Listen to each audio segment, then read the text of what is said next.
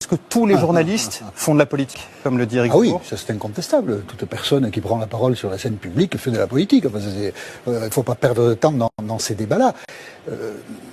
Dieudonné a été condamné pour incitation à la haine raciale. Depuis, il n'est invité nulle part. Éric Zemmour a été condamné il y a 15 jours, mais il l'avait déjà été avant. Ouais.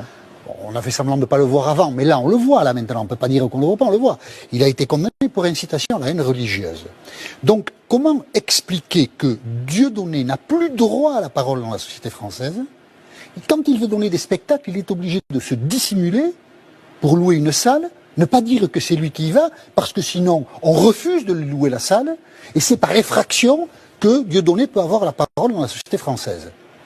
C'est très bien d'ailleurs qu'il ne puisse pas parler, puisqu'il ne veut que répandre la haine, Dieudonné. Mais Éric Zemmour, c'est exactement la même chose. Mais Éric Zemmour, on ne l'interdit pas de parole.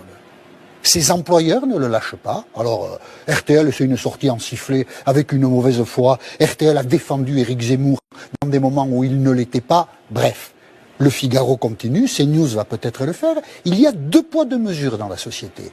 Un discours antisémite est sanctionné, un discours anti-arabe ne l'est pas. Et on est devant cette contradiction.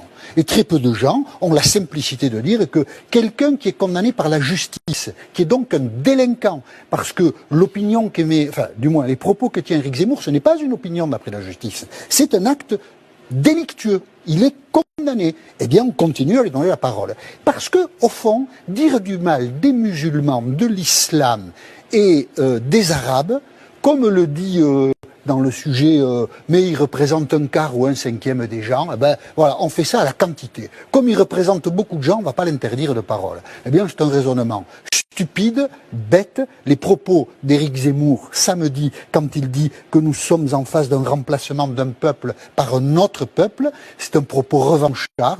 Nous sommes colonisés, nous avons colonisé l'Algérie. Maintenant, les Algériens, les Arabes, tout ça c'est la même chose, nous colonisent. Eh bien, c'est un propos de haine. Et si les journalistes n'ont pas, les employeurs, les journalistes n'ont pas la ressource d'interdire leurs propos sur leurs antennes, eh bien on se prépare des lendemains difficiles. Et il est évident que nous n'avons pas ce courage-là. Évident.